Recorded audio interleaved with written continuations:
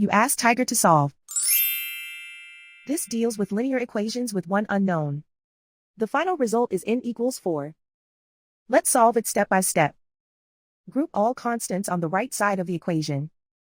Subtract 3 from both sides. Simplify the arithmetic.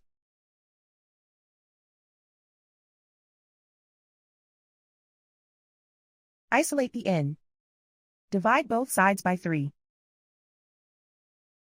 Simplify the fraction. Find the greatest common factor of the numerator and denominator.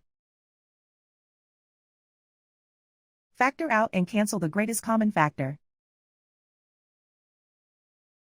And so the final result is n equals 4.